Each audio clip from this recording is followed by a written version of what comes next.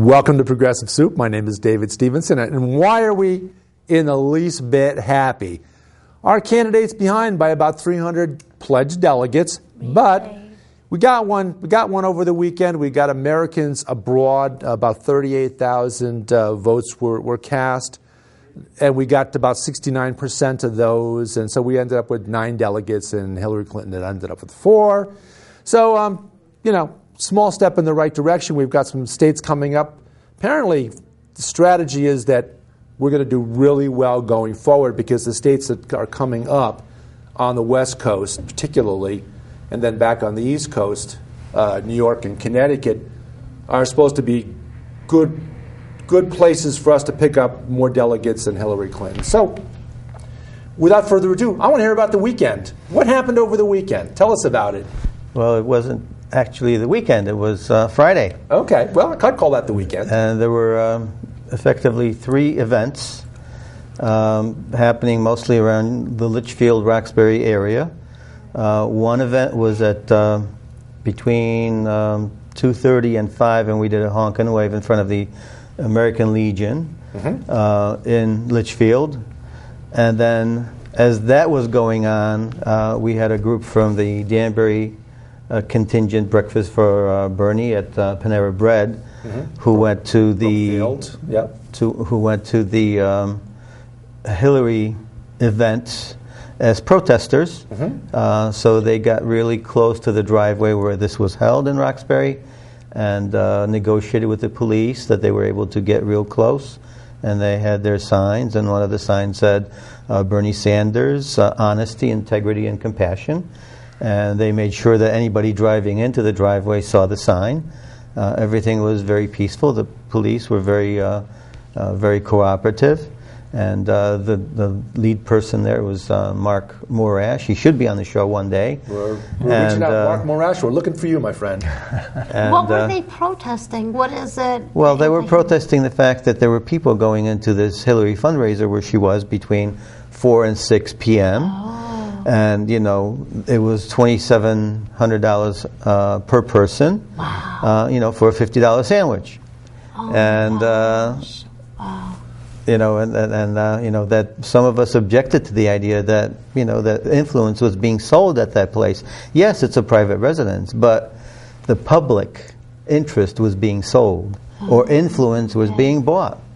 Right. And that's what we were objecting to. Yeah. In other words, those people with the money to afford a $50 breakfast, or was it $2,700? For $2,700. That's a markup. Yeah. So I guess it's pretty much typical of the kind of fundraising on what we call a micro scale. Yeah. When it comes to Hillary. And I like the idea that the Sanders people were out there with signs indicating Bernie's integrity. Well, the intent was really to embarrass the people coming in. We said, we had a lot of back and forth between ourselves and the Bernie campaign, because they wanted us to be above board. They didn't want us to appear like we were doing sour grapes or anything like that. So, the people there did a very, very fine job being very peaceful. They went up to the police and, we're not here to cause trouble. We're here to, register our point of view that, what these people are doing is not acceptable. And then we tried to, make them ashamed of themselves for selling us out, basically. They need perhaps a little bit of a boost in their conscious level. Yeah. And we are there to provide it for them. And Mark wrote up a very interesting article I believe at this point in time it is on the Facebook that we have for Danbury on behalf of Bernie. It's called facebook.com/Danbury4Bernie.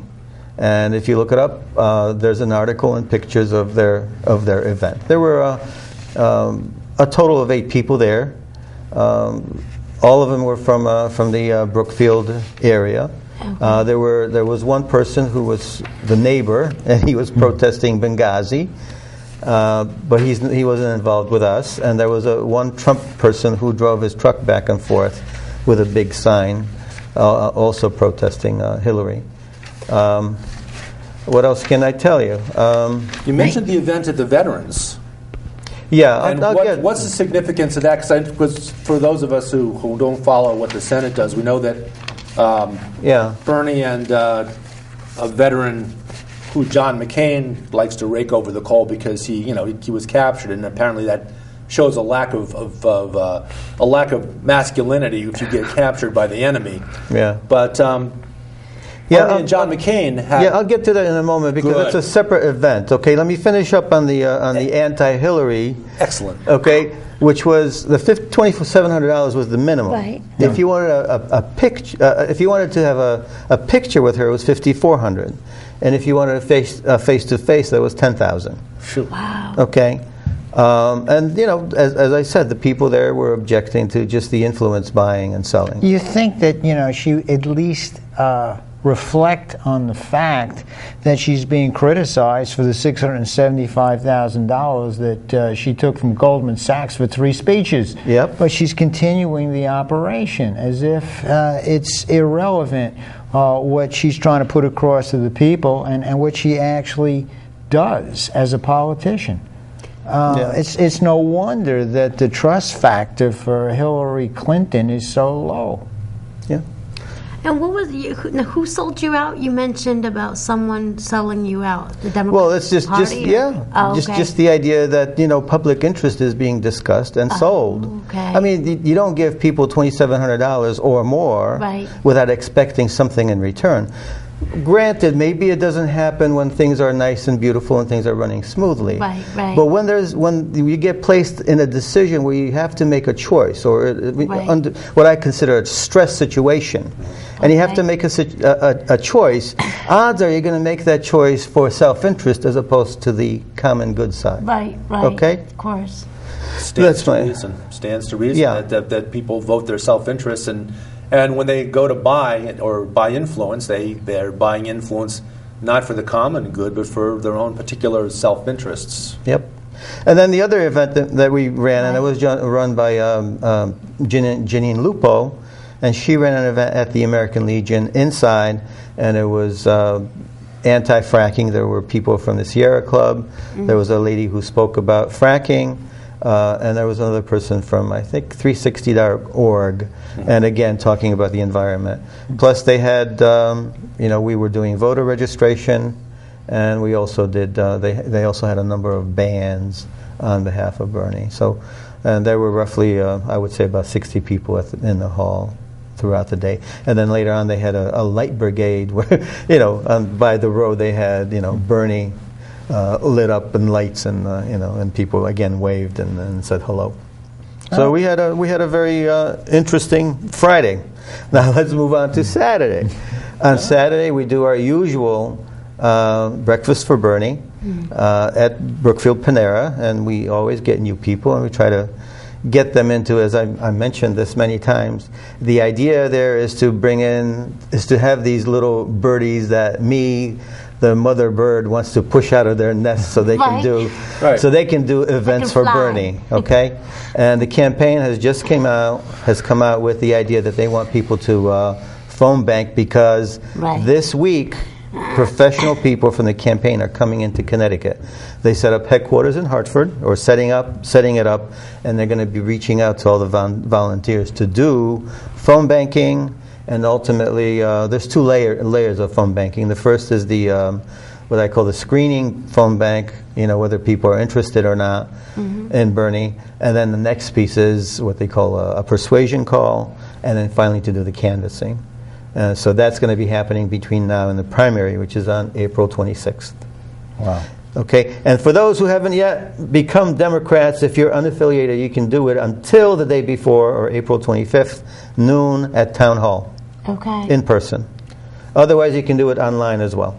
I was going to say, you could probably do it online, and a lot of things these days are online. Yes. That's good that you can do that without actually having to schlep down to your town hall. Yeah, and that's what we did for a lot of people at the American Legion. There were some very young people who just had learner's permits. And so you have to have a driver's license in order to either register or change your party affiliation. Oh, wow. And it's not too late to do that. No, not yet. If you're unaffiliated, if you are already a party member, Okay, and you're not a Democrat, then it's too late. That was January 26th. Right. And what about independents? Independents, if they're a member of a party, okay, because an independent is a party. If you're a member of that party, then you can't. You just like Republicans, you've missed your chance. So as long as you're unaffiliated, you still have an opportunity to get your vote in there for Bernie Sanders. Correct. So now let me move to the next event, which was the Saturday's Honk and Wave, and that was the Veterans for Bernie, and that happens every week now between 1 and 2 at Rogers Park. At the War Memorial, and we had a good turnout, very positive. Most people driving by, yay Bernie! You know, very, very, very positive responses, and a lot of people are getting very energized by it, and they want to do more and more for Bernie. So we're getting new people coming out. People appreciate that, and I think a lot of folks don't recognize how much people driving by and seeing people that sort of reflect them out making a point in public, and how that really does look. It is very beneficial to a candidate's movement, a candidate's getting the vote out later on again in Connecticut, April 26th election day. It's important. And we've got a huge number of people that I've run into that are part of Bernie Sanders' group here in Connecticut. It's an amazing number of people that are involved. Officially on the BernieSandersCT.com, the website, they claim 2,300 volunteers that have registered with the website. Okay, New York is about double that. So we're doing really well compared to the population of New York. It's encouraging. It certainly is, especially when the media decides they want to pretty much write Bernie Sanders right off the list. They've been trying. They've been trying to do that. I mean, it's Hillary and Trump now. Everyone else is getting marginalized. But the fact of the matter is, Bernie's he's still in the race. Right. Yeah, he's still at, what you said, 300 delegates, but then it's about 1,100 to Clinton and about 800 to Sanders. It's a little bit over 1,100 to a little bit over 800. So it's about 300 difference, but you need 2,300 delegates. Now you could when the media loves to add the so-called super delegates in, but we saw this 8 years ago when Clinton had a large block of super delegates early on because she was the presumed candidate. And then little by little, as then Senator Obama began winning primaries and caucuses, those superdelegates started migrating over. And eventually, when she saw the handwriting was on the wall, she released them all, those that were still with her, toward the end, when she finally decided in June that she wasn't going to win, so it was time to call it a day. But that was just about when the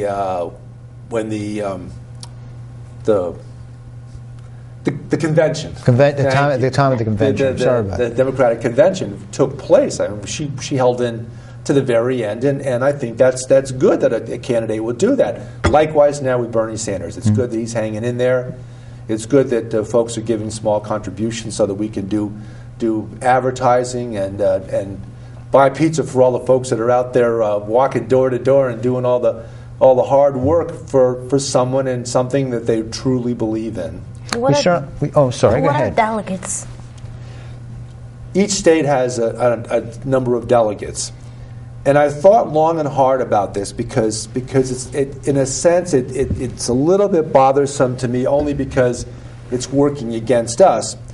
But states like South Carolina, Alabama, the southern states that really, they're not going to vote for a Democratic candidate anyway, and yet they get proportionately more delegates than states that are swing states that matter. New Hampshire that we won, Virginia that we didn't win, Florida that we didn't win, Colorado that we won, Ohio we didn't win, and the other states that are the states that the candidates always focus all their attention on in the end anyway. But these southern states, and I think it's important, and Howard Dean had a lot to do with this, and I think it was a good move on his part, to give these southern states encouragement to build their parties back up, build the Democratic Party back up in those states, by giving them a little bit of a disproportionate number of delegates. It's hurt us. It's hurt the Bernie Sanders campaign, but I still think, all in all, it was the right thing to do, looking forward through the decades coming. Yeah, I think it's important to understand that quoting Michael Bublé, that song where it says, "I haven't gotten to know you yet," or "We haven't met yet." Simply, Bernie's people haven't met him yet and didn't get to know him yet. In those places where he's well known, Vermont, for instance, okay, the percentage of the vote was 86.2%. Colorado big. Okay, where people know him well and know what he's done. Kansas big. Yeah, big pluralities in the states. Oklahoma. Well, they need to know him better now in those states that were written off. You don't know in an election what kind of impact that you have every 4 years. So, like you say, the trend is definitely in our favor.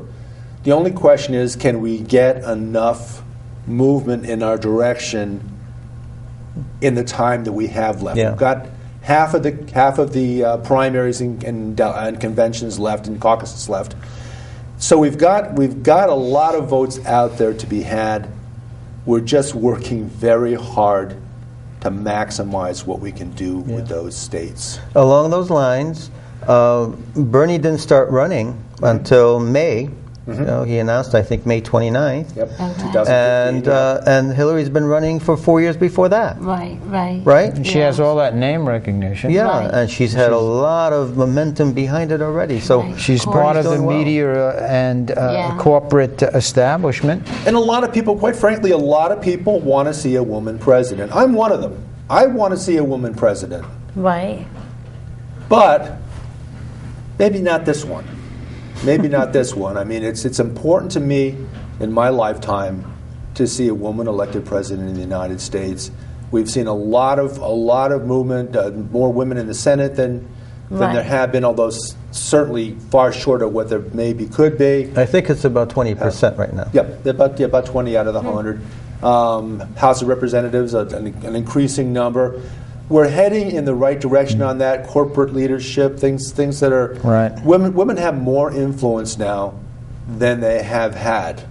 It's been a long, hard road. We've gone from, I think it used to be women would earn, I think it was 63 cents on the dollar to men, and I think we're up to like 79 cents compared to a man doing the same job.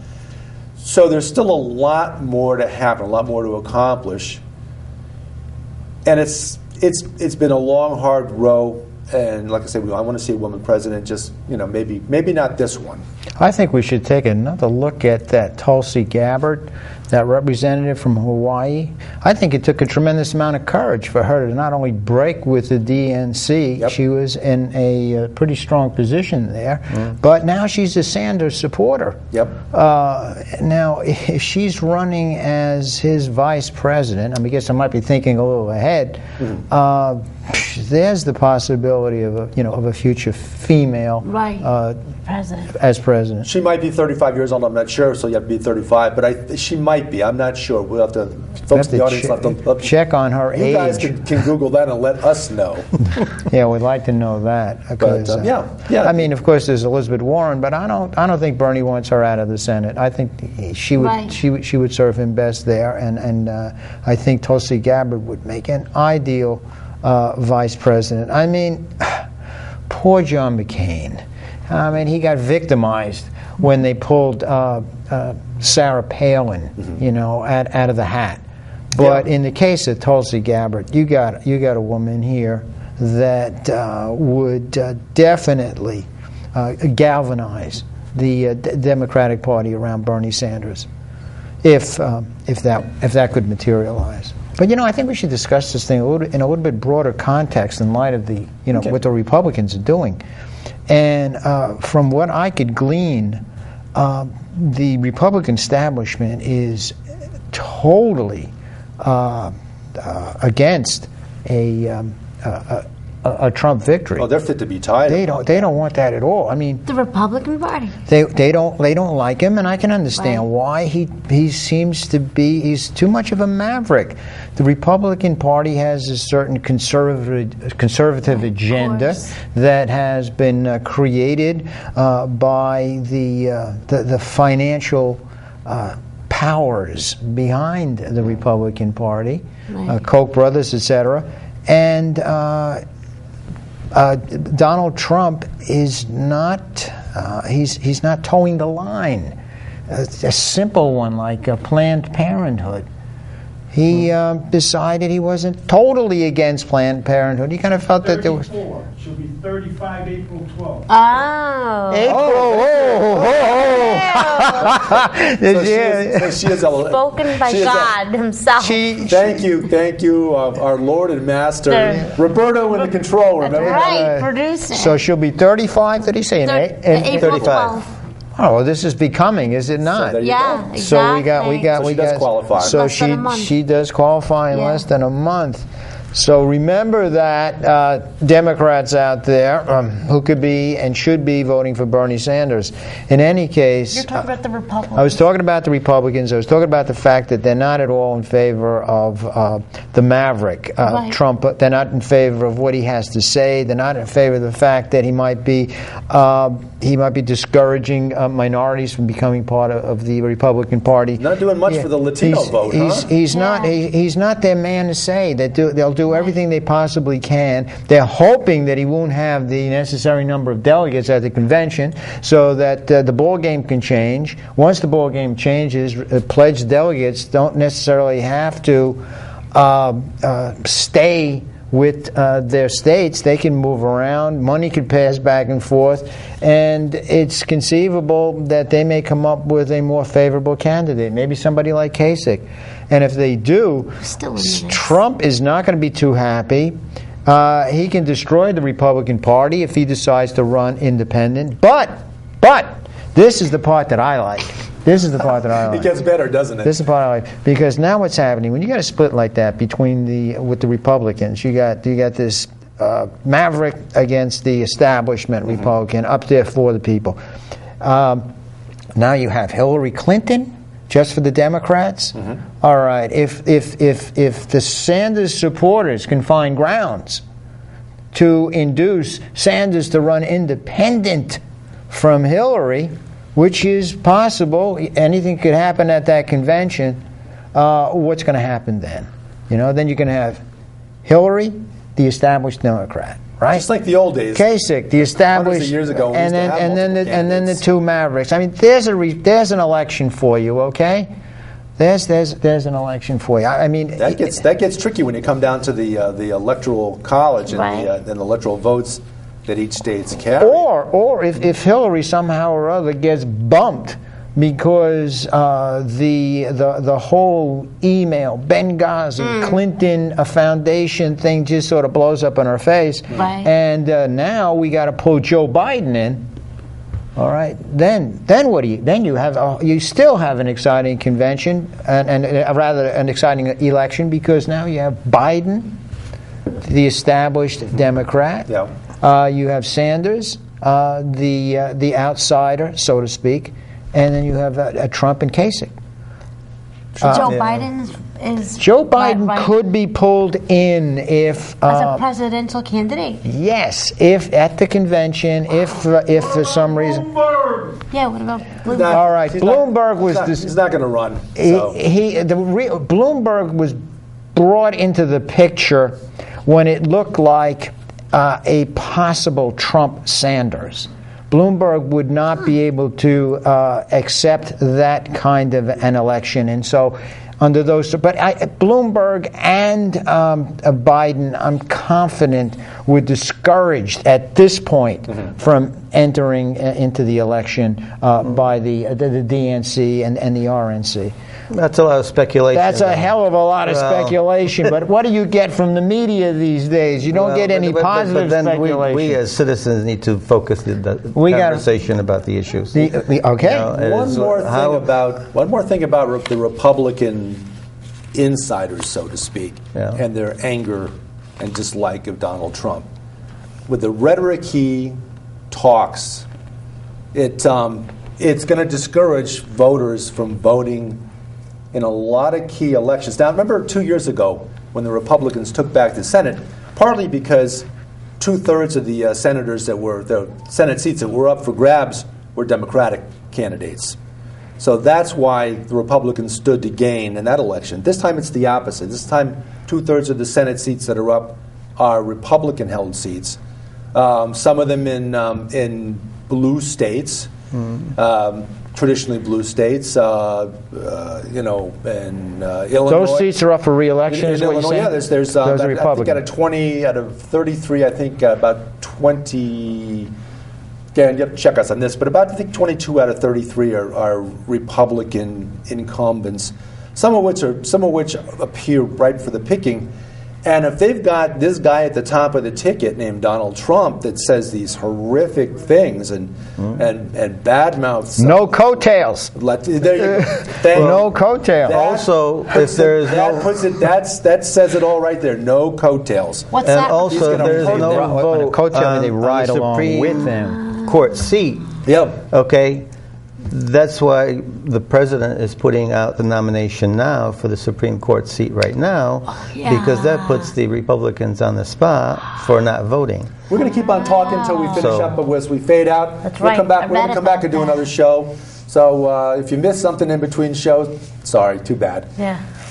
You'll have to come to the studio and watch the show live. How much time we got left? About 20 seconds. There you go. 20 seconds. Thanks for joining us. Wow. Thanks for David joining us. Stevenson, I'm Emily Volpintesta. We have Joe thanks. Niola Thank and you. Henry Pietras. And join us for our next episode, which is going to be shown when? Thursday? Thursday at noon 30.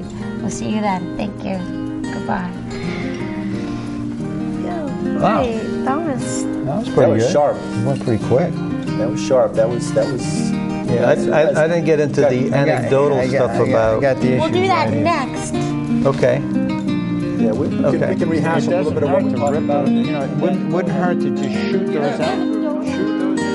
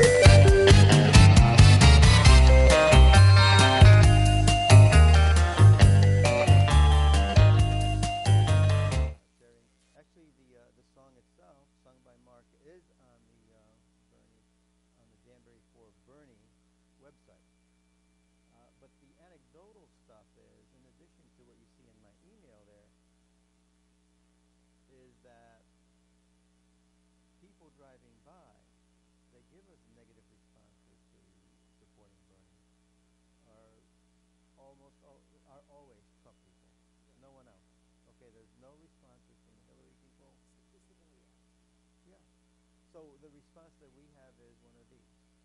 Okay, we always do a thumbs up.